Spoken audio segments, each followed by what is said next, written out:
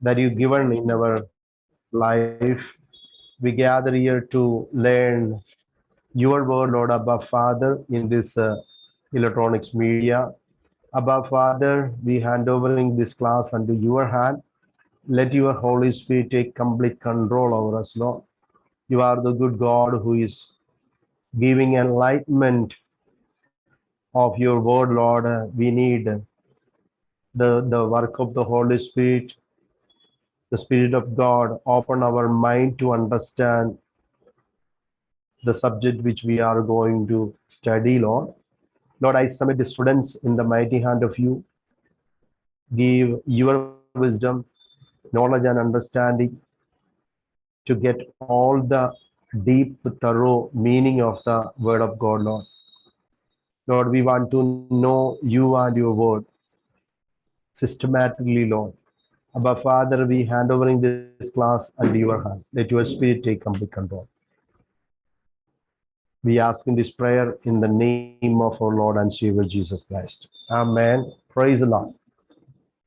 Sabko Jai Masih ki. Amen. So in this semester, we are going to study a new subject, Daniel and Revelation. Praise the Lord. Oh, some of the students, yeah, Praveen is coming. Okay, so I know that some of you are very familiar with the subjects. Prayerfully, you have to sit in the presence of God.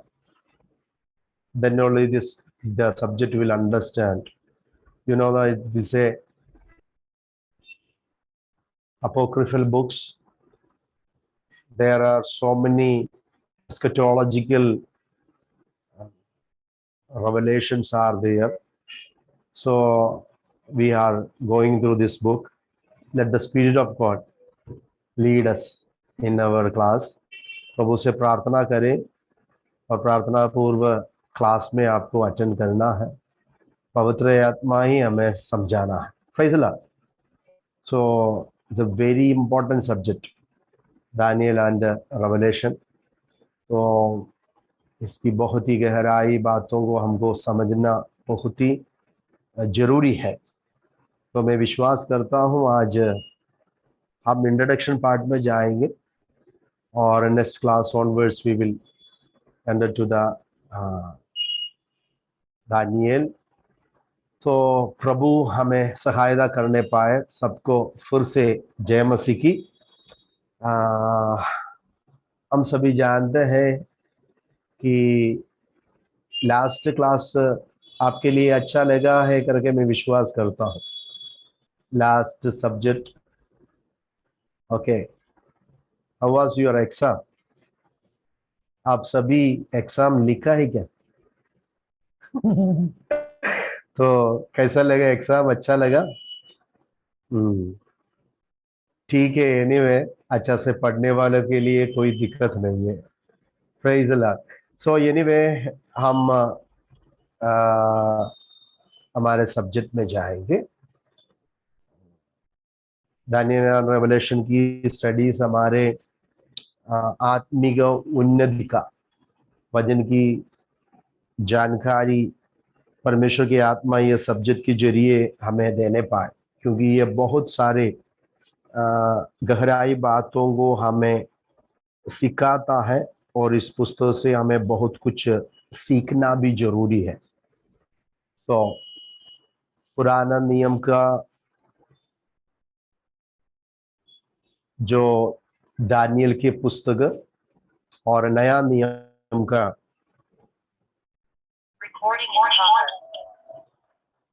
या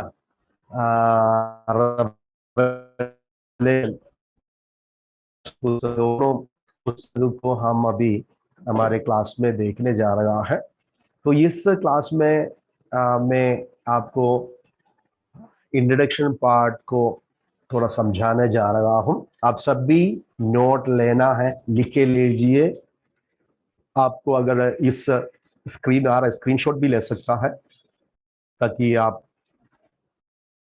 एक class के बाद इस subject को और भी गहराई से समझ पाए। तो हम ये सब्जेक्ट में जाएंगे कि आप सभी जानते हैं दानियल एंड रेवलेशन की जो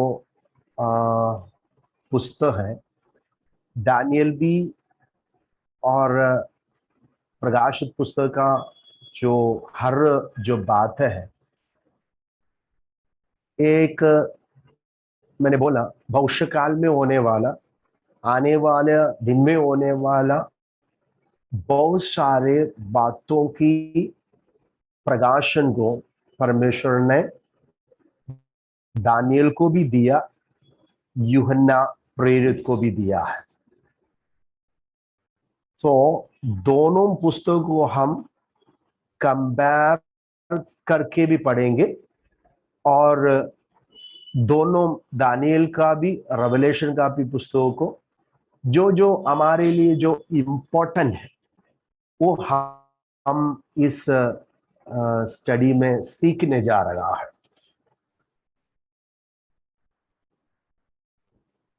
जब भी हम इंट्रोडक्शन पार्ट में जब भी जाते हैं तो ये पुस्तक में हम ये दोनों, it is the twin books in the Bible. Bible के अंदर जुड़वा पुस्तक बहुत ही है, क्योंकि वो पुस्तक ऐसा हमको सीखना है कि दोनों साथ में और पढ़ना भी है, समझना भी है। तभी तो इस पुस्तकों में लिखा हुआ गुप्त और गहराई बातों को हम वास्तव और से गहराई से समझ पाएंगे।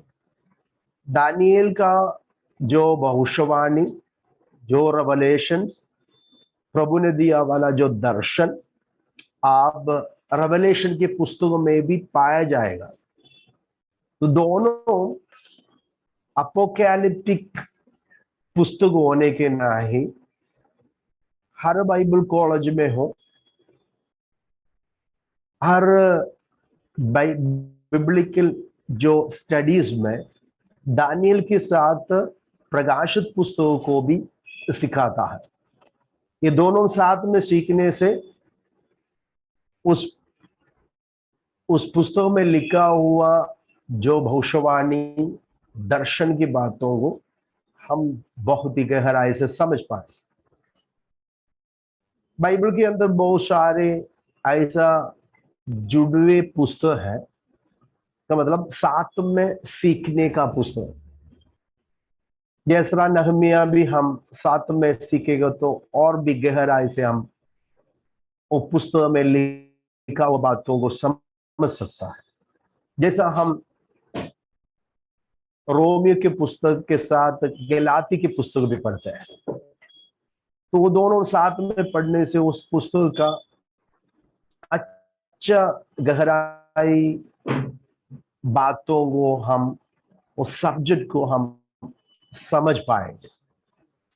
जैसा लोग पतरोस के पुस्तक पढ़ने के समय में यहूदा के भी पुस्तक को मिलाकर पढ़ते हैं, ताकि वो जो पुस्तक है, क्योंकि दोनों में कंपैरिजन बहुत है, साथ में पढ़ने से ज्यादा गहराई से हम जो जो सब्जेक्ट उसमें लिखे हैं वो समझ पाएंगे। इसके लिए ये दानियल और रेवलेशन भी it is the twin books in the Bible कर कहते हैं। ऑल्सो ये पुस्तकों को, ये दोनों पुस्तकों को Daniel and Revelation also called apocalyptic books. ये अपोकैलिप्टिक बुक्स पुस्तक क्या है कर हमको समझना भी आवश्यक है। What is apocalyptic books? When we study the 66 book in the Bible, we already studied the Old Testament and New Testament. In the Old Testament, book of Daniel, and in the New Testament, book of Revelation is called apocalyptic books. Apocalyptic पुस्तक करके उस दोनों पुस्तकों को समझाया गया। तो इसके अर्थ, the word apocalyptic comes from a Greek word apocalypsis. It means revealing or unveiling. आपको अपोकैलिप्टिक जो शब्द एक यूनानी शब्द से पद से आया है, वो है अपोकैलिस का अपोकैलिप्सिस। उसका अर्थ है प्रकट करना, और अनवेलिंग मीन्स जो कर्टन को रिमूव कर कर, जब पर्दा को रिमूव कर कर छिपी बातों को प्रकाशन करना। जब भी हम ये दोनों पुस्तक पढ़ते हैं, ओल्ड टेस्टामेंट का दानियल, न्यू टेस्टामेंट का जो revelation, this both books is called apocalyptic. When you read Daniel chapter 7 to 12, there you can see so many revelations, prophecies.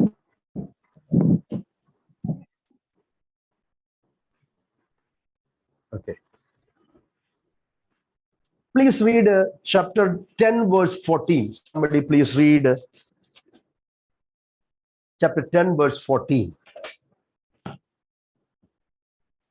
And in Revelation chapter 4 to 22, you can see the revelations, the apocalypse or eschatological revelations.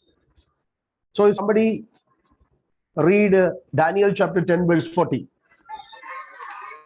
Now I have come to make you understand what will happen to your people in the latter days. Okay. For the vision refers to many days yet to come. Yes. So there प्रभु के आत्मा, प्रभु स्वर्गदूत Daniel को बोल रहा है, मैं तुझे दिखाने जा रहा है आने वाले दिन में होने वाला संभव को, बातों को,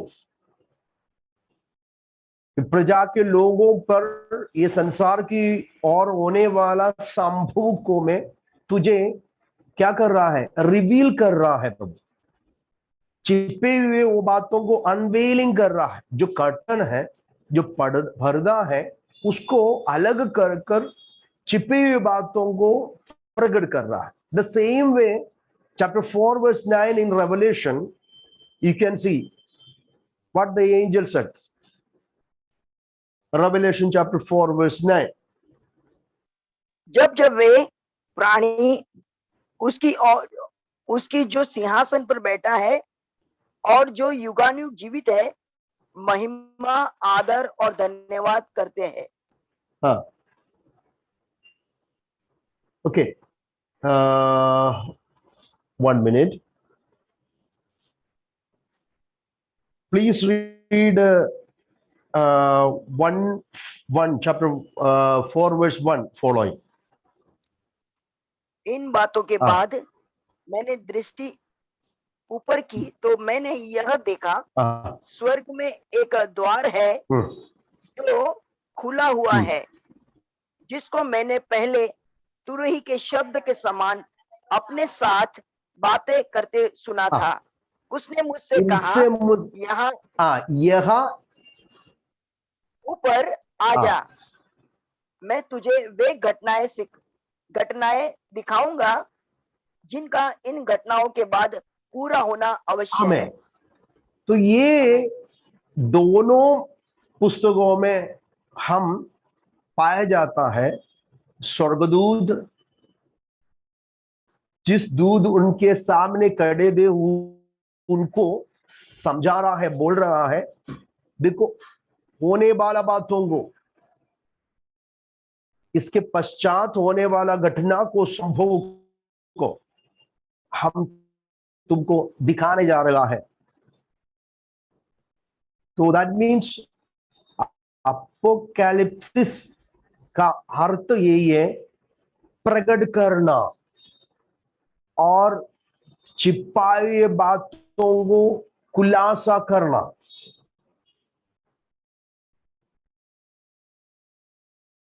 एक मिस्टिकल बात है, मिस्ट्री है, उसको परमेश्वर ने उनको खुलासा कर प्रकट कर दे रहा है। गुप्त बातों का प्रकाशन दानियल को भी, यूहन्ना को भी मिला है।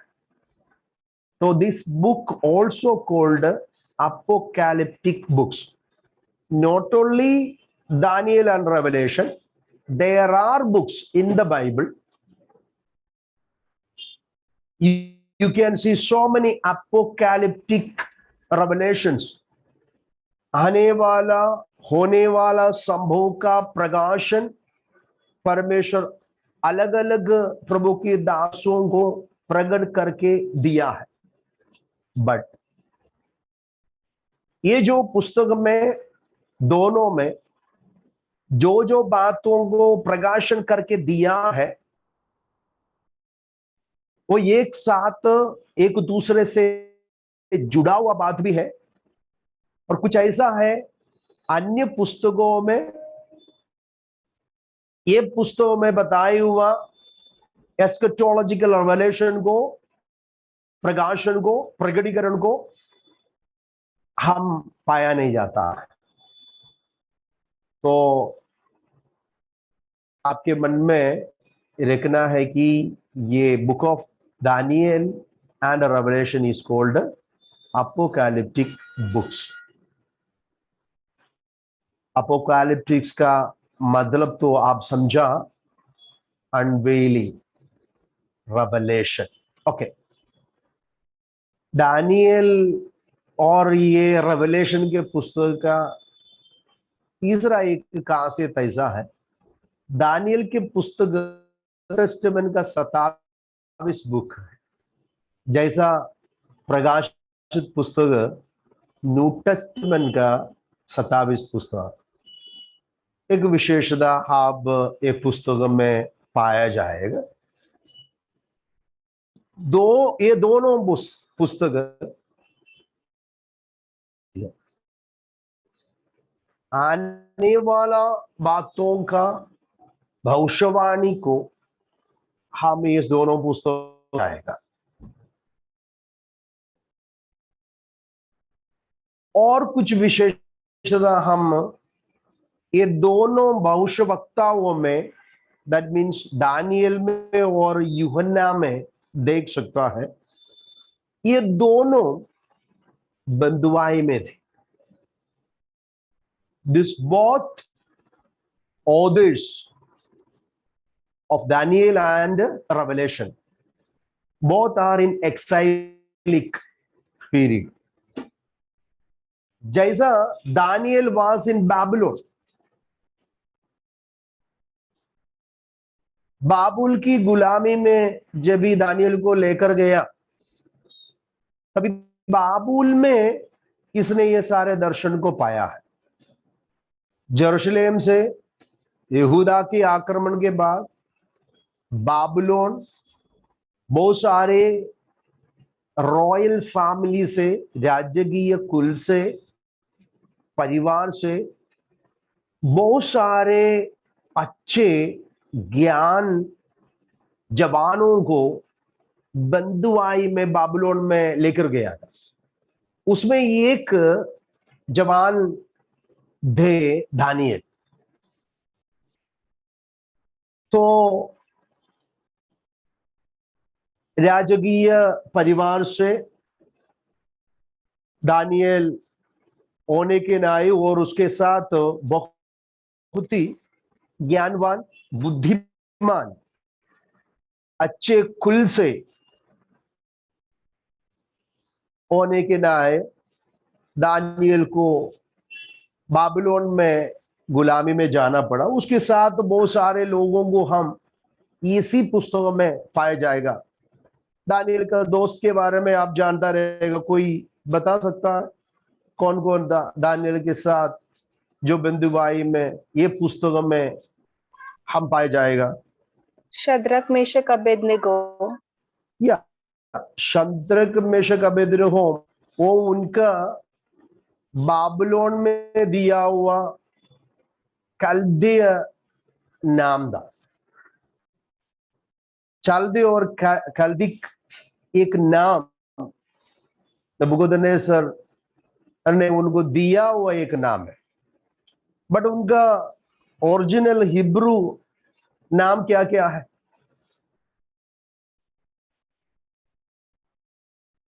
Hello, okay. हनन्याह, मिशेल, अजारिया। हनन्याह, मिशेल और असरिया, ये तीनों दानियल के साथ बाबिलोन में थे। तो उस समय में बाबिलोन की गुलामी में दानियल ने सारे दर्शन को पाया है। जैसा आपको मालूम है, जॉन वाज इन द पतमुस, पतमुस के डाबों में डोमिशन के समय में यूहन्ना प्रेरित को भेजा गया।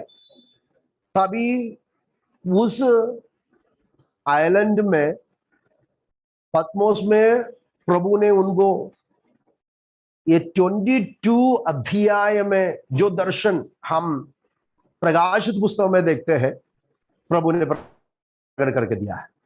तो ये दोनों जो ऑथर्स है, लेखक है, बंदुबाई में धा कर हम पढ़ते हैं। हम अभी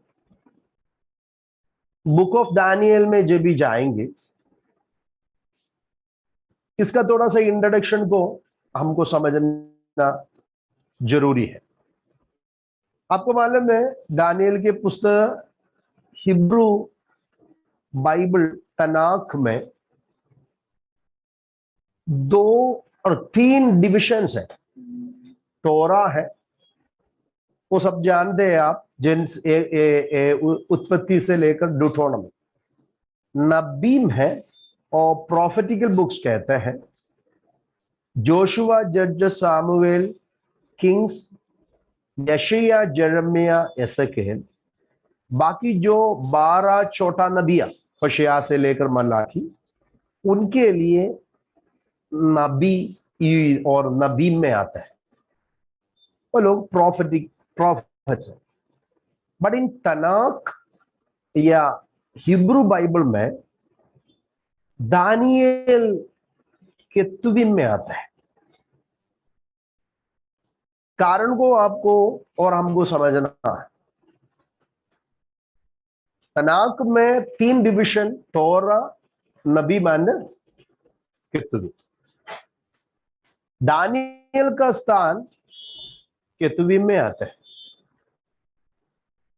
कारण दानियल जो अन्य नबियों के समान लोगों के मध्य में भविष्यवाणी का सेवकाई ही नहीं किया। ये बाबुलोन की गुलामी में, बाबुलोन में उनकी काम और उनके पोजीशन के द्वारा जब भी करते थे कि काम दे, उस समय में प्रभु ने उनको दर्शन दिया और दर्शन को उन्होंने लिखा है। एक कारण ऐसा है, मानने वाला जानने वाला लोगों के मध्य में, इस्राएल लोगों के बीच में उनकी सेवकाई नहीं था। दूसरा बात यही है, इनकी जो आधा से आधा जो पुस्तक में हम इतिहास की बातों को, बाबिलोन की इतिहास को हम देख सकता है। half of his chapters are telling the history of Babylon. That's why the Jewish scholars and the scribes were not accepting Daniel is a prophet, or they are not included Daniel in Nabi. तो एक reason है। तो आपको तनाक में book of Daniel का स्थान वो division में कहा आते करके मैं आपको समझा रहा था। When we come to the English Bible, और हमारे जो बाइबल में आते हैं इंग्लिश ओल्ड टेस्टामेंट में, देयर आर 4 डिविजन्स। पेंटाट्यूक, पंचग्रंथ, इतिहास के पुस्तक हिस्टोरिकल बुक्स है, पोएटिकल बुक्स काव्य पुस्तक है, एंड प्रोफेटिक बुक्स। हमारे जो बाइबल में भविष्यवक्ताओं की जो पुस्तक है 17 पुस्तक, उसमें दानियल का स्थान दिया गया है। सो इन वोल्गेट ऑल्सो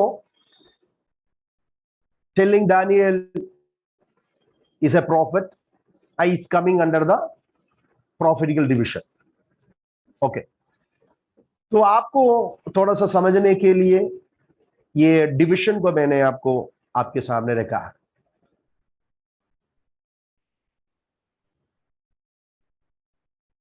ये पुस्तक का ऑथर, हर पुस्तक जब भी हम पढ़ते हैं लेखक को कौन सा समय में लिखा है वो भी हमको समझना बहुत ही जरूरी रहता है।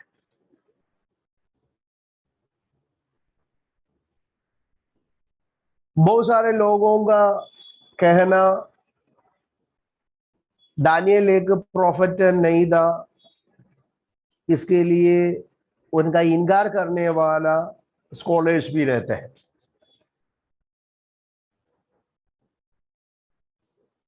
बट हम कुछ प्रूफ को भी इसके साथ लेकर आकर स्थापित करेंगे कि यह पुस्तक का बुक ऑफ दानियल का लेखक दानियल ही है, क्योंकि बाइबल के अंदर बहुत सारे सबूत है, उसके लिए आंसर दिया जाता है। दानियल जो बाबुल की गुलामी में गए थे, बंदीगृह में थे, बंधुआई में थे, उसका नाम बेलशस्सर कहा गया था। एक बाबिलोनियन नाम दिया गया है, खलदे नाम को दिया गया था। वही व्यक्ति की ओर से ये पुस्तक का रचना हुआ है कर हमको समझना है। 605 से लेकर 536 6.5 to 536 BC में के बीच में इस पुस्तक का रचना हुई है कर आप लिखे रखना है। The traditional Jewish and Christian identification of the author of the book of Daniel is occurs Daniel himself. Okay, the Daniel जो बंदीगृह में अनन्याव, मिशेल, असरियाव, उस दोस्तों के साथ जो दानियल को हम पाया जाता है, उन्हीं की ओर से ये पुस्तक की रचना हुई है कर विश्वास करता है। खास करके हम जूश ट्रेडिशन पर ज्यादा विश्वास करते हैं,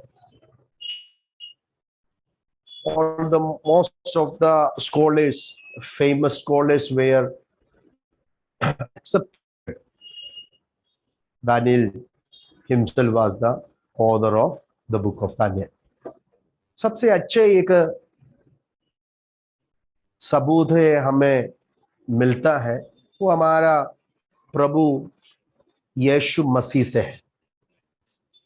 Please somebody read Matthew chapter 24 verse 15.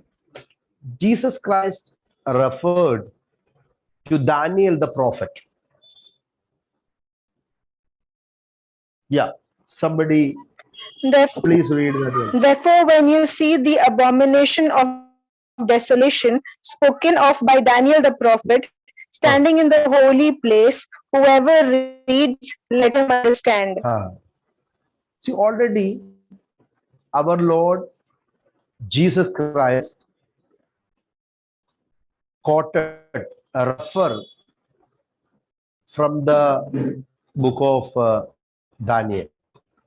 That was the सबसे अच्छा एक सबूत है. इससे ज्यादा सबूत है हमें नहीं चाहिए.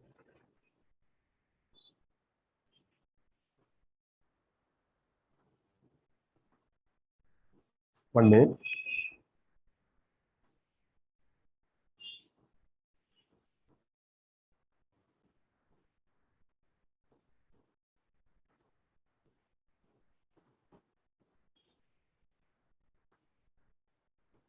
या सबसे बड़ी एक सबूत है प्रभु यीशु मसीह की ओर से हमको मिल रहा है. तो इसमें से हमें पता चलता है कि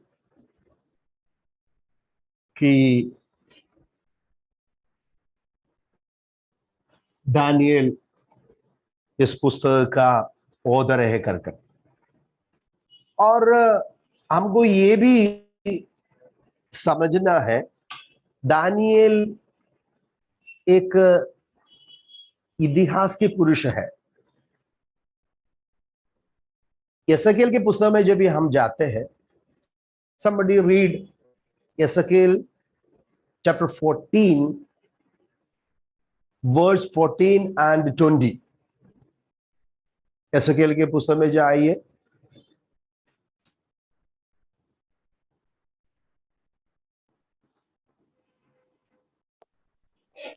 Ezekiel chapter 14 verse 14. Verse 14 and 20.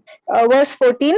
Though these three men, Noah, Daniel, and Job, were in it, they would deliver only themselves by their righteousness, says the Lord God. 20 Verse 20.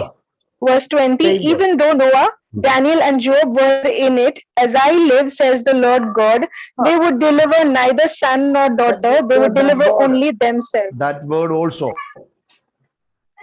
उसमें से हमें पता चलता है Daniel was a historical person. Ezekiel mentioned the three of the great people in the Bible. It's come Job, Noah, and Daniel. So he was a great, and he was a historical person. That's why his name occurred in Ezekiel. So this is a authorship and the date we studied. Now we have to understand. Okay, excuse me. Yeah. इस पुस्तक के अंदर जो प्रभु यीशु मसीह को हम इस पुस्तक में पाया जाता है. Even though the book of Daniel is on an Old Testament book, but there are so many messianic prophecies you can see in this book. Daniel के पुस्तक में मसीह, यीशु मसीह, बहुत बार हम वो बातों को ये पुस्तक हम पढ़ने से हमको मिलते हैं. तो ये एक एक करके हम पढ़ेंगे. पहला है Christ is the great storm. Please somebody read chapter 2, Daniel chapter 2 verses 34, 35, 44, 45. Somebody please read. सभी मेरे आवाज को सुन रहा है, बाइबल पढ़ रहा है करके मैं विश्वास करता हूँ। या You watched while a stone was cut out without hands, which struck the image on its feet of iron and clay and broke them in pieces. देखो Verse 35. Then the iron, the clay, the bronze, the silver, and the gold were crushed together and became like chaff from the summer threshing floors. The wind carried them away so that no trace of them was found.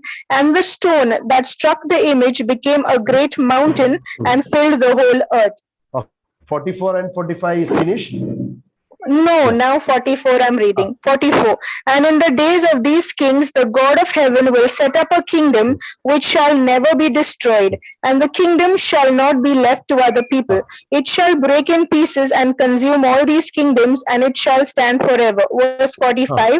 Inasmuch as you saw that the stone was cut out of the mountain without hands, and that it broke in pieces the iron, the bronze, the clay, the silver, and the gold, the great God has made known to the king what will come to pass after this. The dream is certain and its interpretation is sure. Hallelujah. We know that in the second chapter, Nebuchadnezzar saw a great statue. एक बड़ा मूर्ति को देख रहा है। उस अर्थ समझाने के लिए कोई भी नहीं था। आखिरी में दानिएल आकर उस मूर्ति का प्रकाशन को, इंटरप्रिटेशन को, अर्थ को सिखा रहा है, समझा रहा है। अब हम आगे वो पढ़ने जा रहा है। मूर्ति अलग अलग मेटल से बनाया हुआ,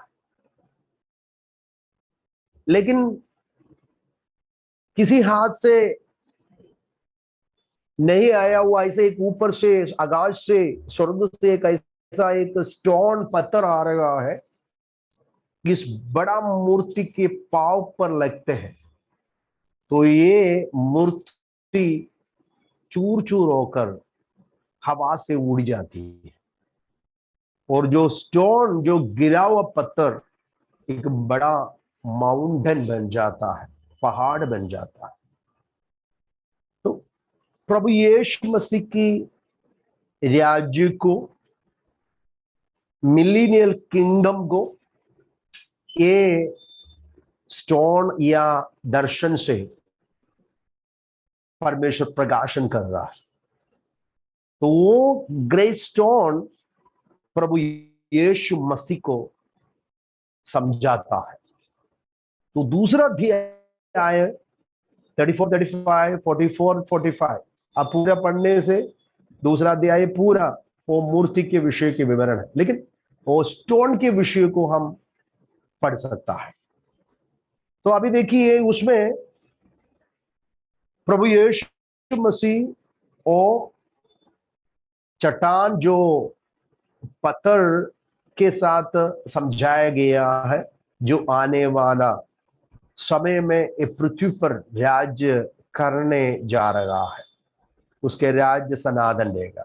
When we come to the 7th chapter, there, especially the 13 and 14 verses, you can see another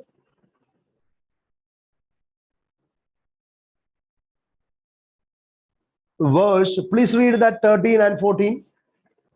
यीशु के बारे में, प्रभु यीशु के बारे में बताया है। I was watching in the night visions, and behold, one like the Son of Man coming with the clouds of heaven. He came to the Ancient of Days. यीशु मसीह को एक प्राचीन के नाई, इसका मतलब पिता परमेश्वर के साथ तुलना करते हुए, समान करते हुए इधर समझा रहा है। एक प्राचीन, एंशियंट्स ऑफ डेज। ये बात 13 और 14 पदों में लिखा है। उसकी 14 भी पढ़िए, उसका 14 भी पढ़िए। Then to him was given dominion and glory and a kingdom, that all peoples, nations and languages should serve him. His dominion is an everlasting dominion which shall not pass away, Yeah. and his kingdom the one which shall not be destroyed. See, प्रभु यीशु के बारे में 7 अध्याय के 13 और 14 पद में भी एक प्राचीन एंशियंट्स ऑफ डेज वो बातों से समझाया गया है. When we come to the 9th chapter,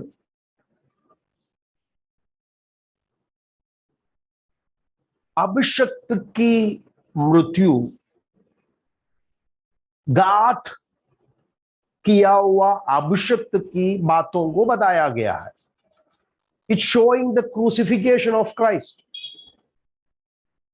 9 अध्याय में 25 और 27 पदों में हम वो बातों को देख सकता है. Please read somebody 25 to 27, chapter 9.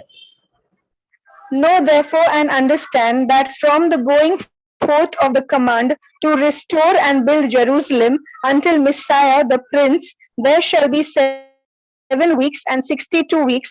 The street shall be built again, and the wall even in troublesome times. Verse 26. And after the 62 weeks, Messiah shall be cut off, but not for himself, and the people of the Prince who is to come shall destroy the city and the sanctuary. The end of it shall be with a flood, until the end of the war desolations are determined. Verse 27. Then he shall confirm a covenant with many for 1 week, but in the middle of the week he shall bring an end to sacrifice and offering. And on the wing of abominations shall be one who makes desolate, even until the consummation which is determined is poured out on the desolate. Here you can see अभिषक्त के विषय को, मसीहा के विषय को समझाया गया है. That's also a messianic prophecy. यीशु मसीह के क्रूसीकरण का विषय को समझाया. 70 हफ्ता का विषय को 70 वीक्स हम पढ़ने जा रहा है. नए अध्याय में आएगा तो बहुत ही गहराई डीप स्टडीज है. जब ये पुस्तक पढ़ेगा आपको बहुत सारे गहराई बातों को जो होने वाला है उस बातों को परमेश्वर की आत्मा समझाएंगे. तो here also in 9th chapter में भी मसीहा जो यीशु मसीह वध किया हुआ अभिषक्त की विषय को समझाया गया है. आखिरी में 10 अध्याय 5 से लेकर 9 तक जब भी हम पढ़ते हैं उधर भी एक दर्शन है. प्रकाशित पुस्तक 1 अध्याय में जो देखा हुआ उसी दर्शन को दानियल यहाँ भी देख रहा है.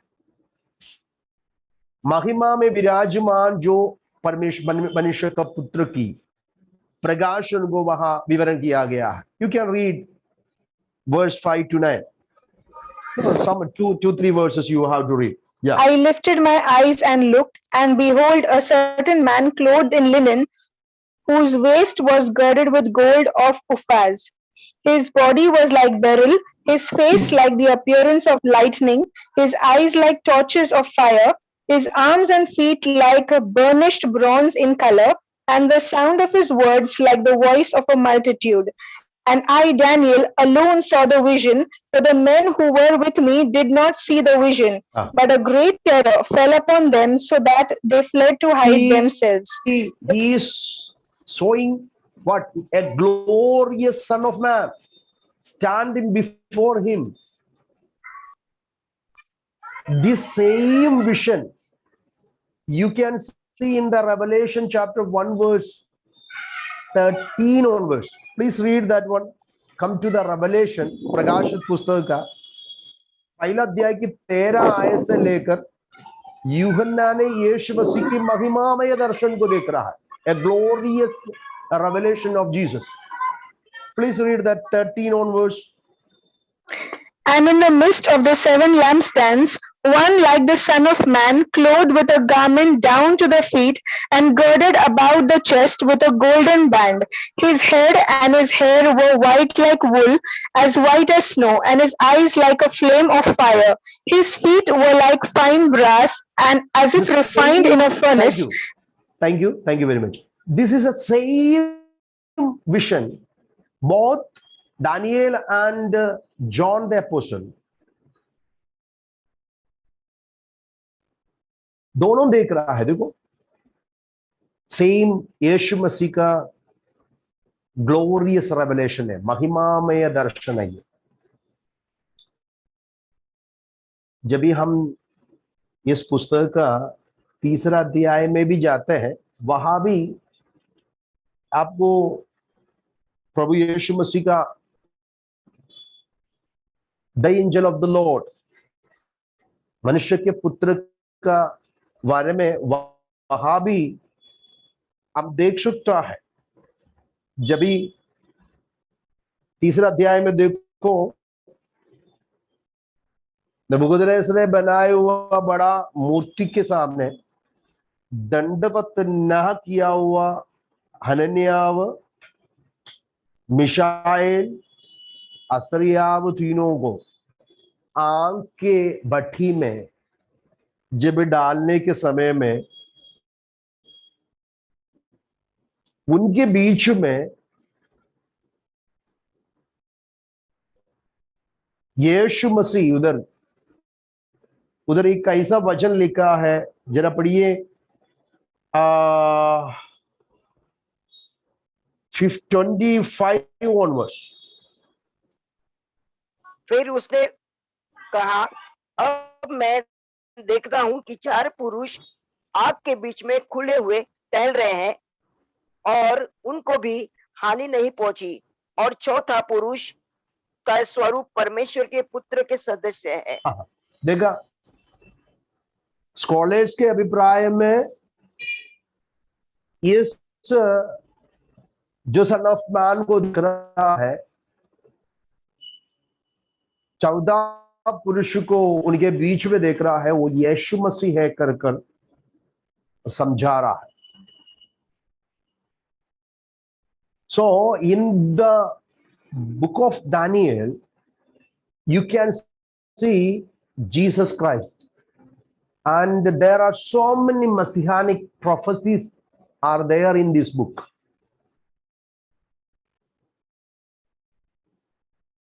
हमने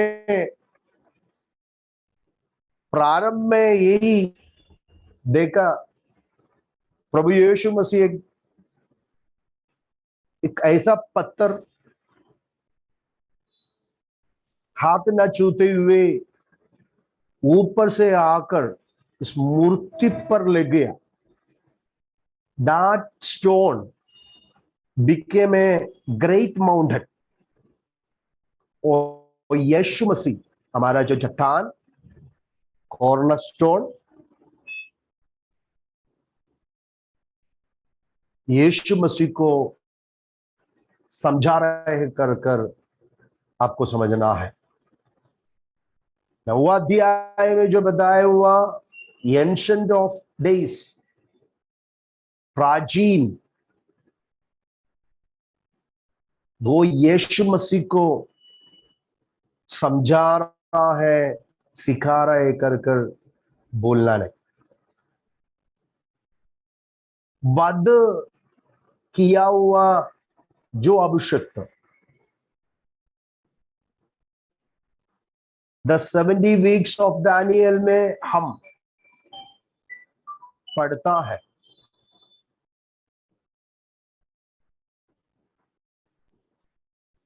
उसमें 62 वीक्स के बाद प्रभु यीशु मसीह को ये पृथ्वी पर आना था, मानव के लिए सूली पर, क्रूस पर मरना था। उस बातों को प्रकाशन के जरिए दानियल इधर सिखा रहा। मैं ये सब कुछ आपको सिखाने जा रहा हूं।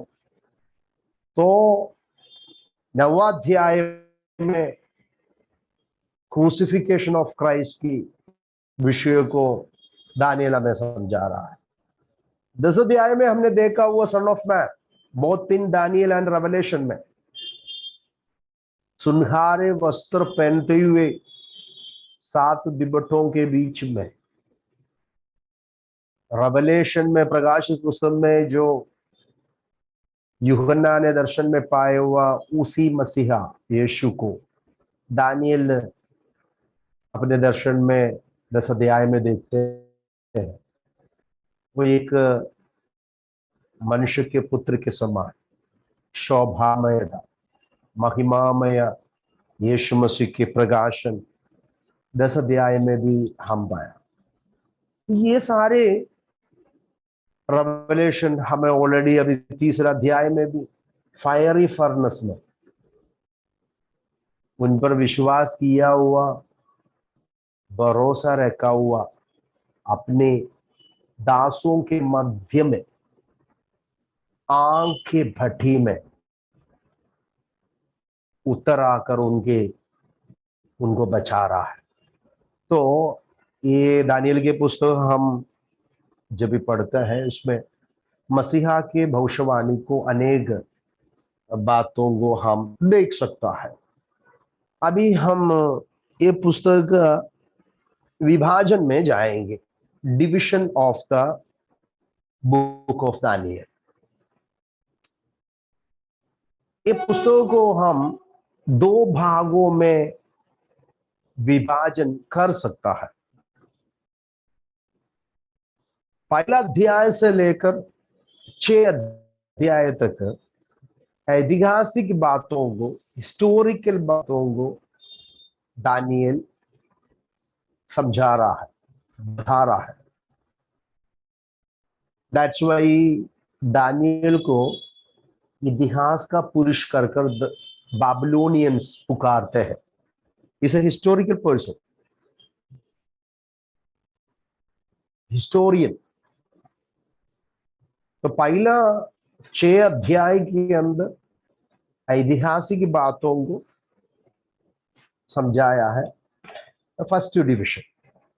सेकंड में 7 अध्याय से लेकर 12 तक प्रोफेटिक है और अपोकैलिप्टिक है, भविष्यवाणी है, आने वाला बातों का प्रकाशन और प्रकटीकरण हम ये पुस्तक में देखता है। So the book of Daniel is divided into 2. Chapter 1 to 6 is a historical, and chapter 7 to 12 is a prophetic, or apocalyptic. ये आपको समझना है, और भी उसके एक्सप्लेनेशन देगा। उसके पहला you have to understand the book of Daniel is having, और कौन सा भाषा में लिखा है करके हमको पहला समझना जरूरी है। हर पुस्तक जो ओल्ड टेस्टामेंट का जो किताबें है, कौन सा भाषा में लिखा है? हेलो, ओल्ड टेस्टामेंट बाइबल कौन सा भाषा में लिखा है? Hebrew. Most of the Old Testament, I mean 39 books of the Old Testament was written in Hebrew language. But when we come to the book of Daniel, ये पुस्तक का भाषा 2 है। इब्राय भाषा भी है और अरामाइक भाषा भी है। दोनों भाषा को दानियल ये पुस्तक में लिखने के लिए इस्तेमाल किया है। He used this both Hebrew and Aramaic language to write his book. Why? Because हम लिखने जा रहा है। चैप्टर पहला अध्याय का पहला से लेकर दूसरा अध्याय के तीसरा पद, पहला ध्यान से देखो, पहला अध्याय की पहला पद से लेकर दूसरा अध्याय के 3, और उसके बाद 8 अध्याय से लेकर 12 अध्याय तक इब्राय भाषा में लिखा है। इब्राय भाषा में लिखा है। ध्यान से आपको ये बातों को समझना है। But the section in between दूसरा अध्याय की 4 से लेकर 7 अध्याय के 28 तक, दैट मीन्स पूरा 7 अध्याय अरामाय भाषा में लिखा। आजकल की सिरियक के आरामी भाषा में, अरामाइक भाषा में लिखा गया। तो दैट्स व्हाई हमको मालूम है एब्राय बल तनाक दो भाषा में लिखा हुआ है करके हमेशा बोलते हैं, हिब्रू और Aramaic, because the book of Daniel का आधा भाग अरामाइक में, ये कल्दे भाषा दा बाबुलोन की लोगों की लोकल लैंग्वेज दे, उनकी भाषा दे। इसके लिए बाबुलोन में होने के नाई दानियल ने ये भाषा को, भाषा में प्रारंभ का जो दूसरा अध्याय से लेकर 7 अध्याय तक लिखा है, क्योंकि फॉर द जेंटिल्स, उसका 2 डिविजन्स को मैं इधर आपके सामने लेके, ट्रेडिशन अप्रोच। ऑलरेडी मैं आपको बोला चैप्टर 1 to 6 है हिस्टोरिकल है, बट चैप्टर 7 to 12 प्रोफेटिक और अपोकैलिप्टिक है। When we come to the linguistic भाषा जो बातों में अप्रोच में आते हैं, जैसा हमने बताया था पहला अध्याय की पहला से लेकर दूसरा अध्याय के 3 तक जो इंट्रोडक्शन पार्ट में इब्रानी भाषा में लिखा था, और जो देखो नीचे 8 अध्याय से लेकर 12 अध्याय तो वो इब्रानी भाषा में, क्योंकि ये यहूदियों के लिए था। यहूदियों की भाषा हिब्रू है, इब्रानी भाषा इसके लिए वो भाषा में लिखा। बट देखो बीच में दूसरा अध्याय की 4 से लेकर 7 अध्याय तक अरामाइक भाषा में लिखा है का कारण तो बाबिलोनी की लोगों के लिए, जेंटिल्स के लिए, अन्यजाति लोगों के लिए रेफर कर रहा था। इसके लिए ये जो पुस्तक के अंदर 2 भाषा का इस्तेमाल हुआ है लिखने में। That is an linguistic approach. So you have to write down this all the things, okay?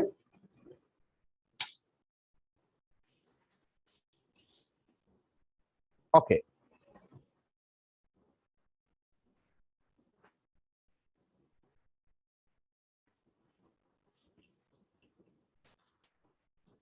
Now we are going to the outline of the book of Daniel.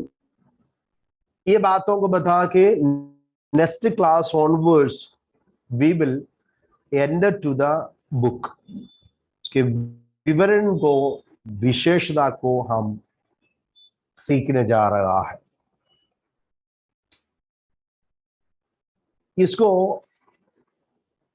2 भागों में हम देखेंगे। पहला जो है 7 अध्याय तक, ये पुस्तक का पहला अध्याय से लेकर 7 अध्याय तक है the Nations of the world and the kingdom of God. परमेश्वर के राज्य,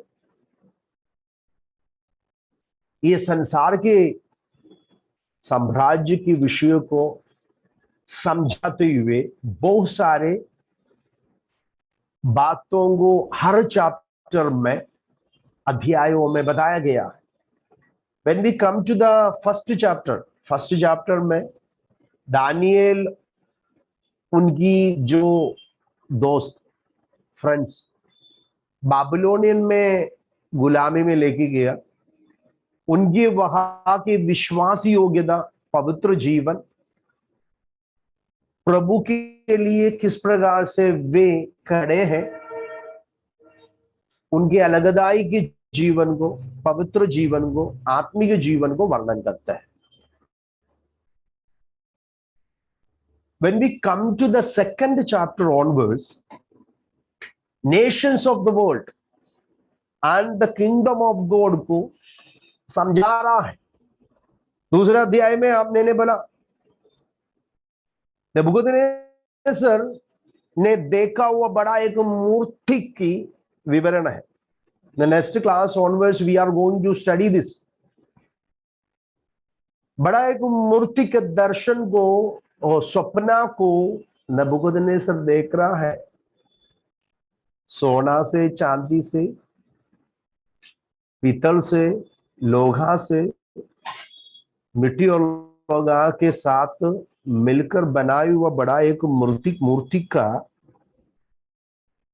दर्शन को, सपना को हम दूसरा अध्याय में देखते। उसका विवरण और उसका व्याख्यान बाबलोन में रहने वाला किसी भी जादू टोना और मंत्र तंत्र करने वाला किसी को भी नहीं हुआ।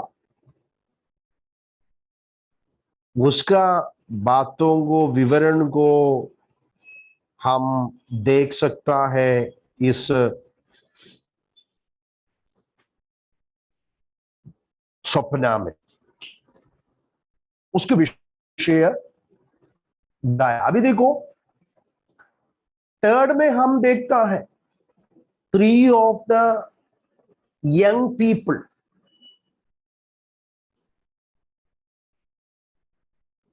नबूकदनेस्सर बनाए हुआ मूर्ति के सामने दंडवत ना करने के कारण सदा मिलता है।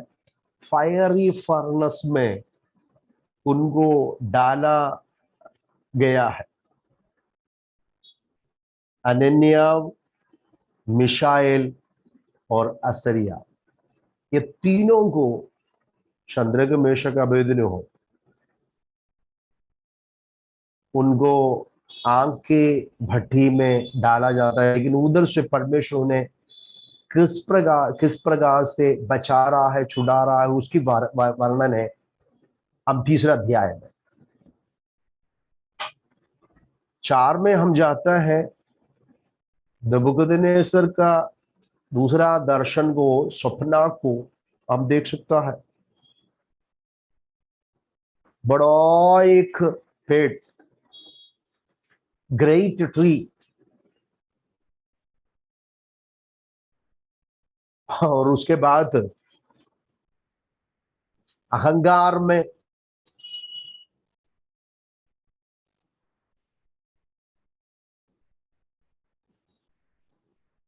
ये नबूकदनेस्सर का सौभाग्य, प्रताप, उस विषय को उस अध्याय में वर्णन करते हुए, जब भी हम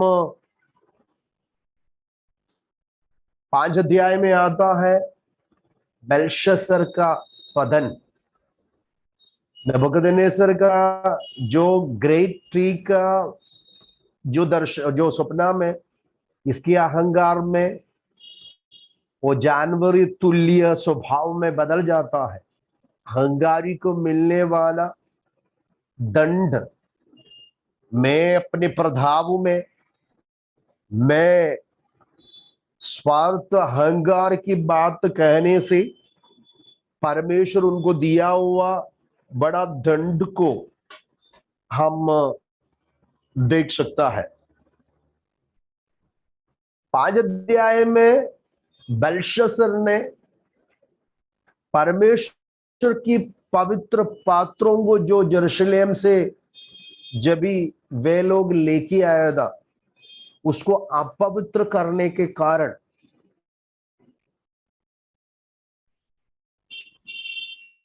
उनके राज्य मती और पर्शियन, मिडो पर्शियन किंगडम को देगा कर एक बातों को परमेश्वर की आत्मा सिखा रहा है।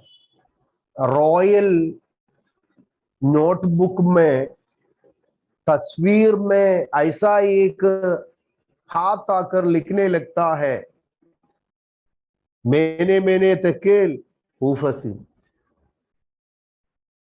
बेलशस्सर की डाउनफॉल, पतन को हम 5 अध्याय में देखता है। मिडो पर्शियन किंगडम आकर दारियस और कुसूर आकर बाबिलोन को आक्रमण कर उसके ऊपर अधिकार लेने के बातों की विवरण हम 5 अध्याय में देखते हैं। When we come to the 6 chapter 6, 6 अध्याय के अंदर हमेशा हम सुनने वाला, हमेशा हम प्रचार करने वाला बात है Daniel thrown in the lion's den. शेर की गुफा में दानियल को फेंका दिया जाता है, वो बात की कहानी है। और 7 अध्याय 4 प्रकार का जो जानवर की दर्शन को दानियल ने, ये 7 से लेकर अपोकैलिप्टिक बातों की विवरण आप देख सकता है। दूसरा विभाजन दानियल्स विजन ऑफ द फ्यूचर है। 8 ये पृथ्वी पर आने वाला नेशन, साम्राज्य की विवरण को परमेश्वर की आत्मा दानियल को दर्शन में सिखा रहा है। कुसूर के आगमन, महान सिकंदर की आगमन, आने वाला मसीह विरोधी एंटी क्राइस्ट का आगमन, प्रभु यीशु मसीह की मिलीनियल बात, ये सारे विषय को हम 8 में और 9 अध्याय में 70 शताब्दी और वीक्स 70 वीक्स का विजन को देखते हैं। वेरी डीपली, बहुत ही गहराई से हमको ये समझना है, पढ़ना है, तो प्रभु की आत्मा हमें उसमें सहायता करेगा। और 10 से लेकर 12 अध्याय तक जो भी हम पढ़ते हैं, उसमें भी दानियल अनेक बातों को उन्हें सपोर्ट करने के लिए, उन्हें हिम्मत देने के लिए स्वर्गदूत आता है और vision of God's direction of the future, परमेश्वर आने वाला संभव के विषय को उनको और भी दर्शन के द्वारा, प्रकाशन के द्वारा समझाते हुए हम देख सकता है। 12 अध्याय कंक्लूशन का है, हम उसमें देखेंगे। तो ये है, ये इंट्रोडक्शन पार्ट में हम इस दानियल एंड रेवलेशन में देखने वाला बात। तो मैं विश्वास करता हूं कि प्रार्थना के साथ आप ये पुस्तक को जरा पढ़िए। नेक्स्ट क्लास में आने से पहले दानियल की पुस्तक का पहला अध्याय को पढ़ने की जरूरत नहीं, क्योंकि आप सभी जो इम्पोर्टेंट अध्याय रहते हैं, जो दर्शन का व्याख्यान का जरूरत है, वही अध्याय को हम मानने लगेंगे, क्योंकि बहुत अभी रेवलेशन में जाएगा, बहुत सारे बातों को हमको सीखना है और कंपैरेटिव स्टडीज भी, ये दोनों को मिलके हमको सीखना है।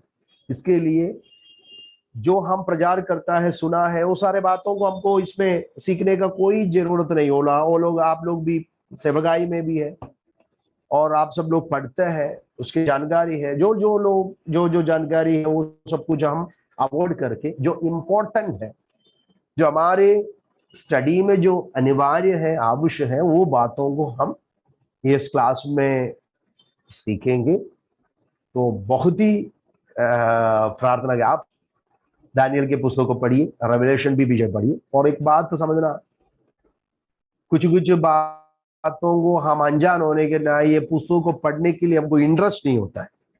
खास करके रेवलेशन को पढ़ने के लिए किसी को भी इंटरेस्ट नहीं। रूपकात्मक रीत में एलिगोरिकल बातों को बताया गया है ना, इसके लिए समझना भी कभी कभी मुश्किल है, इसके लिए छोड़ देते हैं। आपको ऐसा दिक्कत है, देखिए रेवलेशन और दानियल पढ़ने के टाइम में 7 अध्याय से लेकर जो बात और भी थोड़ा समझने में मुश्किल होता है। रूपकात्मक बातों से allegorically we have to interpret this both book, Daniel and Revelation. and also there are so many misinterpretations are going on. बहुत सारे गलत व्याख्यान भी होते हैं।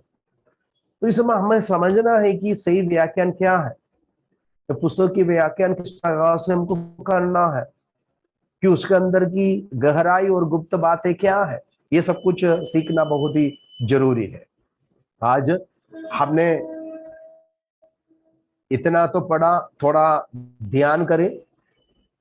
ये एक जुड़वा पुस्तक है, दानियल और रेवलेशन।